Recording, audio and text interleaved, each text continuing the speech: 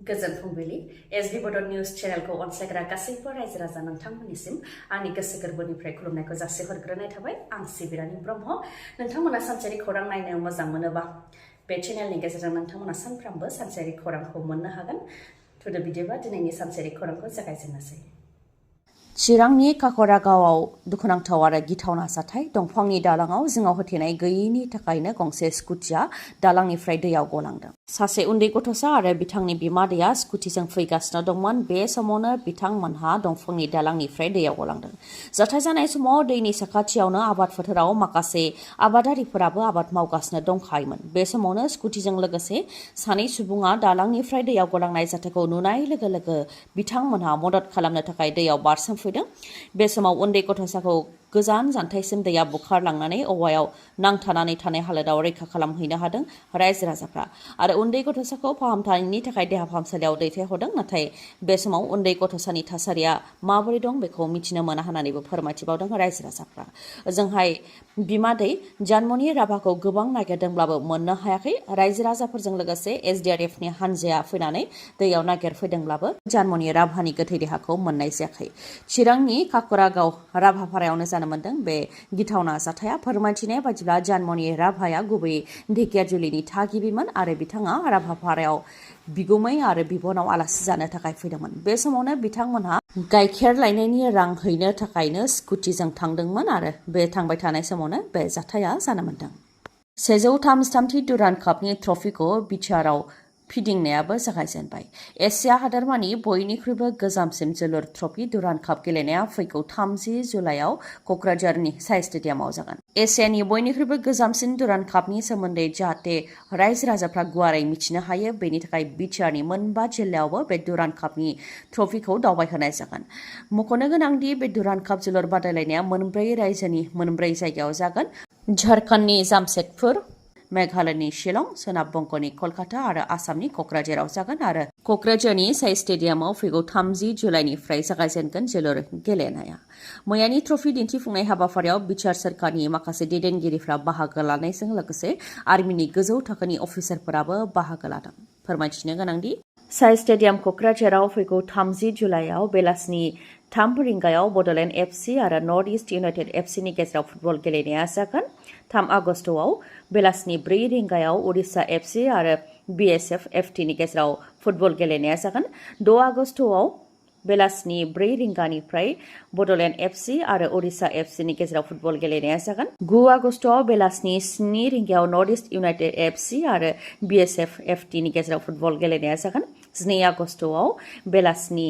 7 रिंगानिफ्राय Bodoland FC आरो BSF एफटिनि गेजेराव जोलुर गेलेनाया जागोन 6 आगस्टआव बेलासि 7 रिंगानिफ्राय नर्थ इस्ट इउनाइटेड एफसि आरो उडिशा एफसिनि गेजेराव फुटबल गेलेनाय जागोन आरो 21 आगस्टआव बेलासिनि 4 रिंगानिफ्राय क्वार्टार फाइनाल जागोन सरलपारा लावखार ओंखाम जाग्रा थावनि सामलायनायखौ लानानै दावराव दावसि आरो बेले बेजे जानाया दासिमबो जोबनानै थाङाखै साननैसो सिगांसो सरलपारा लावखार ओंखाम जाग्रा थावनिखौ सामलायनायखौ लानानै ओनसोलनि सुबुंफोर आरो गुबुन मोनसे हान्जानि गेजेराव नारा-नाथार आरो नांज्लायनाय जाथाय जादोंमोन बेखौ लानानै ओनसोलनि सुबुंफोरा बियार फेरेंगानिसिम जेंनाखौ सुस्रांनानै होनो थाखाय खावलायहरदों ओनसोलनि सुबुंफोरा फोरमायथिदों दि ओनसोलनि सुबुंफोरा मोनथाम क्लाब लोगो नांनानै सरलपारा लावखार ओंखाम जाग्रा थावनिखौ सामलायदोंमोन नाथाय फेरेंगाया ओनसोलनि सुबुंफोरनो गनायथि होआलासे सरलपाराखौ बारग' एनडिबिफोरनो सालायनो होनो नागिरदों जेरावनाखि ओनसोलावनो गोबां बेकार सुबुंफोर दं खामानि नागिरनानै गुबुन रायजोआवसो थांनो गोनां जायो बेनिखायनो जाहाथे ओनसोलनि सुबुंफोरानो लावखार ओंखाम जाग्रा थावनियाव एसे एनै खामानि मावनानै गस्ला सेन्देल बायनो हायो बेनि थाखाय मोनसे ससाइटि दादोंमोन जेराव बर'फोरजों लोगोसे आदिबासि राभा नेपालिफोरबो दं नाथाय दा एनडिबिफोरा हाबखावनो नागिरदों होननानै फोरमायथिदों रायजो राजाफ्रा बियार फेरेंगाया ओनसोलनि सुबुंफोरनो गनायथि होआलासे एनडिबिनि सोद्रोमाफोरनो गनायथि होयोब्ला बेखौ ओनसोलनि सुबुंफ्रा माब्लाबाबो गनायनाय नङा होननानैबो बुंथिबावो आरो सरलपारा लावखार ओंखाम जाग्रा थावनिखौ लानानै माबाफोर दावराव दावसि जायोबा बा जाथाय जायोबा बेनि बिबानखौ सोर लागोन होननानैबो सोंथि खालामबावो। बेनिखायनो जाहाथे बिआर फेरेंगा बिथाङा बेनि सायाव जेंनाखौ बोस्रांनानै होयो बेनि थाखायबो खावलायहरो ओनसोलनि रायजो राजा। ओजोंहाय सरलपारा लावखार ओंखाम जाग्रा थावनिखौ लानानै बिआर फेरेंगाया रेन्जार थिनहरनानै माब्लाबा जेसिबिजों लामा जावथेनाय, माब्लाबा गेटखौ बुफाय बुसि खालामनाय बायदि खालामहोनाया खेबथाम खेबब्रैसो जाबाय होननानैबो फोरमायथिदों। नाथाय सरलपारा लावखार ओंखाम जाग्रा थावनिखौ सामलायनो थाखाय ओनसोलनि सुबुंफोरनो होआलासे बारग' एनडिबिफोरनो माबोरैहाय होनो नागिरदों बेखौ लानानैबो सोंथि खालामबावो ओनसोलनि रायजो राजाफ्रा। हानजायै गाग्लोबनानै बुथारनाय जाथायनि गुबै दायनिगिरि दिपज्योति राजबंशीखौ हमनो हाबाय डिब्रुगड़ पुलिसा। दिपज्योति राजबंशीजों लोगोसे गुबुन सासे गासै सानैखौ बे दायाव हमनो हाबाय। फोरमायथिनो गोनांदि थांनाय साननैसो सिगां डिब्रुगड़नि आलुबारियाव दिपज्योति राजबंशीया गावजों लोगोआव सा 11निफ्राय 12सो सुबुंफोरखौ लोगोआव लाफानानै 24 बोसोर बैसोनि तमलु सनार मुंनि सुबुंखौ गाज्रियै गाग्लोबदोंमोन। जोबोद गाज्रि गाग्लोबनायनि थाखाय थैनो गोनां जादोंमोन तमलु सनार मुंनि सुबुङा। जोखोम जानाय समाव बिथांखौ आसाम मेडिकेल कलेज एन्ड हस्पिटालावबो लानानै थांनाय जादोंमोन, नाथाय रैखा खालामनो हानाय जायाखैमोन। बे जाथाय जानायनि उनावनो नखरनि सोद्रोमाफोरजों लोगोसे ओनसोलनि सुबुंफोरा दायनिगिरिफोरखौ हमनानै गोख्रों साजा होनांगौनि थाखाय दाबि दैखांदोंमोन। बेनि उनावनो गुबै दायनिगिरि दिपज्योति राजबंशीजों लोगोसे गुबुन सासे बिजय राजबंशीखौ डिब्रुगड़ पुलिसा हमनो हाबाय आरो माखासे दायनिगिरिफ्रा खारखुमानानै दङ होननानै फोरमायथिदों डिब्रुगड़ पुलिसा। मा जाहोननि थाखाय तमलु सनारखौ बेबायदि इनायै गाग्लोबनाय बेनि सोमोन्दै रोखायै मिथियाखैबाबो गोजाम सुत्रखौ लानानैनो बे गाग्लोबनाय जाथाया जादोंखौ मिथिनो मोन्दों होननानैबो फोरमायथिदों। आरएनबि सिभिल हस्पिटालनि मददजों क'क्राझार मेडिकेल कलेजखौ सालायनो थाखाय 2 बोसोर समाय होनाय जाबाय। आरएनबि सिभिल हस्पिटालनि बिफानफोरखौ क'क्राझार मेडिकेल कलेजाव लांनायनि हेंथायै बारग' मन्थ्रि प्रमिला रानी ब्रह्मनि दैदेननायाव क'क्राझाराव थाद'नाय गैयालासे सानफ्रोमबो धर्ना होनाय जादोंमोन आरो बिथांमोननि दाबिखौ खोनासंनो गोनां जादों गिबि मन्थ्रि डक्टर हेमन्त बिश्व शर्मा बिथाङाबो। जायनि जाहोनाव डक्टर हेमन्त बिश्व शर्मा बिथाङा प्रमिला रानी ब्रह्मजों लोगोसे माखासे दैदेनगिरिफोर आरो गागि नोगोरारिफोरखौ सावरायनो थाखाय लेंहरनो गोनां जादों, जेराव क'क्राझार मेडिकेल कलेजखौ सालायनो थाखाय रुपनाथ ब्रह्म सिभिल हस्पिटालनिफ्राय मदद लानो गोनां जागोन होननानै डक्टर हेमन्त बिश्व शर्माया फोरमायथिनायाव 2 बोसोर समाय होदों आरो गनायलायनाय जादों होननानैबो फोरमायथिदों। प्रमिला रानी ब्रह्म बिथाङा फोरमायथिबावदों दि क'क्राझार मेडिकेल कलेजआ हाग्रामा महिलारिनि समाव जानाय मेडिकेल कलेज, बेयाव हिउमेन रिसोर्सखौ जौगाहोनाया गोनांथि दङ। क'क्राझार मेडिकेल कलेजाव दासिमबो नांगौ बायदि खाबु गैया, जायनि थाखाय गुबुन मेडिकेल कलेजावसो दैथायहरनो गोनां जायो। बेनिखायनो जाहाथे सरकारा आलदायै बाजेट थिसननानै क'क्राझार मेडिकेल कलेजाव गोनां जानायफोरखौ सुफुंनानै होयो, बेनि थाखायबो खावलायो प्रमिला रानी ब्रह्म बिथाङा। मानोना आरएनबि सिभिल हस्पिटाल आरो क'क्राझार मेडिकेल कलेज मोननैखौबो मोजां जानायखौ हास्थायो होननानैबो फोरमायथिबावो बिथाङा। बे समाव रुपनाथ ब्रह्म सिभिल हस्पिटालाव 4 बिफानखौ बन्द' खालामनाय जाबाय आरो रुपनाथ ब्रह्म देहा फाहामसालिनि मददजों क'क्राझार मेडिकेल कलेजखौ सालायहैयोब्लाबो जाहाथे रुपनाथ ब्रह्मखौबो गाहाम थासारियावनो लाखियो बा गाहाय थासारिसिम लाङा, अदेबानि बिफानखौ जाहाथे लांजोबा, बेनि थाखायबो गिबि मन्थ्रिजों सावरायनाय जादों होननानैबो फोरमायथियो। आरो रुपनाथ ब्रह्म सिभिल हस्पिटालखौ रैखा खालामनो थाखाय सोमावसारनायाव जेबो राजखान्थि लोब्बा गैया होननानैबो रोखा खालामो बिथाङा। 4 बिफानखौ बन्द' खालामनायखौ खोनानाय लोगो लोगो हाग्रामा महिलारिजों जेबो सावरायालासे धरनायाव जिरायदों आरो जायनाखि बे सोमावसारनाया गरिब सुबुंफोरनि थाखाय आरो रायजो राजानि थाखाय, बेनिखायनो बे धरनायाव बनसु, आटसु, गावबुरा गौथुम, क'क्राझार नागरिक मन्च, आसाम साहित्य सभा आरो माखासे गौथुम आफादफोराबो बाहागो लानानै मदद होदोंमोन होननानैबो फोरमायथिबावो। गोथैसालियाव थैनाय सुबुंखौ जोबथा बिदाय हैनाय समावनो आरोबाव दुखुनांथाव जाथाय। गोथैसालिनिफ्राय फैफिननाय समावनो आरोबाव थैनो गोनां जादों माखासे सुबुङा। गवालपारानि सिमलितलायाव जादों मोनसे दुखुनांथाव जाथाय।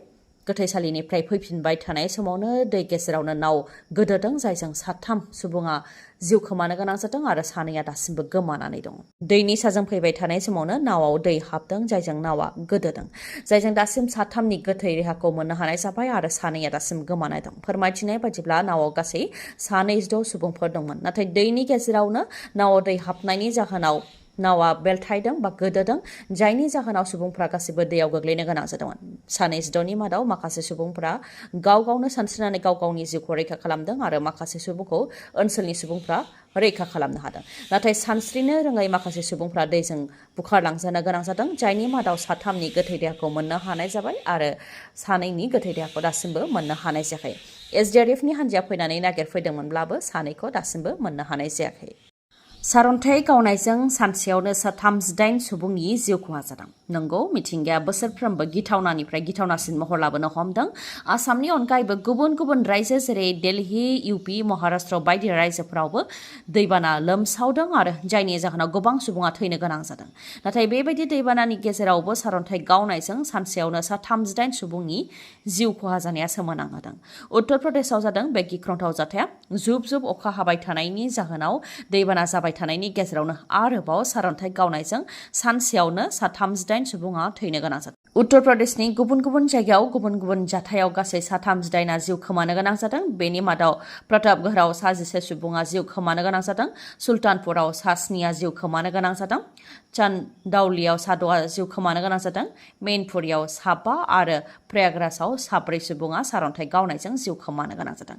बेनि मादाव बांसिनानो आबाद फोथाराव आबाद मावफुबाय थानाय समावनो सारन्थाइ गावनायनि थाखाय जिउ खोमानो गोनां जादों। रिपर्टनि बायदिब्ला आबाद फोथाराव आबाद मावफुबाय थानाय समावनो सारन्थाइ गावनायजोंबो गोबां सुबुङा जिउ खोमानो गोनां जादों आरो माखासे सुबुङा जुब जुब अखा हाबाय थानायनिफ्राय रैखा मोननो थाखाय दंफां सिङाव थानाय समाव सारन्थाइ गावनायजों थैनो गोनां जादों।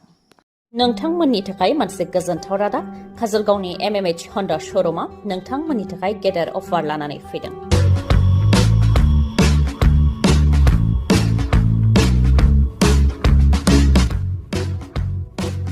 अफारफोरा जाहैबाय जायखिजाया मटरसाइकेल बा स्कुटि बायोब्ला नोंथाङा मोननो हागोन सिलिं फेन, लोगोसे गंनै हेलमेट मोनफानो हागोन। बेनि अनगायैबो SP160cc मटरसाइकेलखौ बायोब्ला 3000 रांसिम केशबेक मोननो हागोन। बेफोरनि अनगायैबो गोरलैयैनो आरो खम इन्टारेस्टआवनो फाइनान्सआवबो मटरसाइकेल बा स्कुटिखौ नोंथाङा बायनो हागोन। 15,000 रां डाउन पेमेन्ट होग्रोनानैनो नोंथाङा जायखिजाया मटरसाइकेल बा स्कुटिखौ मोननो हागोन। जुदि नोंथाङा गोदान कास्टमारब्ला गोजाम मटरसाइकेल बा स्कुटिखौ सोलायनो हानायनिबो राहा दं आरो सोलायनायनि बेलायाव 1000 रां केशबेक मोनफिननो हागोन। लोगोसे वारेन्टिखौ 5 बोसोरसिम होनाय जादों। बेनिफ्रायबो देरसिन खाबु दंबावो काजलगावनि MMH हन्डा श'रुमाव। नोंथांनि सिबिल स्क'रा मोजांब्ला, अदेबानि नोंथाङा बेंकनिफ्राय लन लानायनि उनाव लनखौ मोजाङैनो सुख'बोनायनि रेकर्ड दंब्ला, नोंथाङा थाइसेबो रां होग्रालासे गोदान मटरसाइकेल बा स्कुटिखौ मोननो हागोन। नोंथाङा जुदि बेफोर खाबुखौ लानो सानदोंब्ला गोख्रै खालामदो, मानोना अफारा 14 जुलाइसिमल' थागोन। खौरां लानो थाखाय 8720957824 नङाब्ला 7002252878 बे नाम्बाराव फोनांजाबनो हागोन। गोजोन्थों।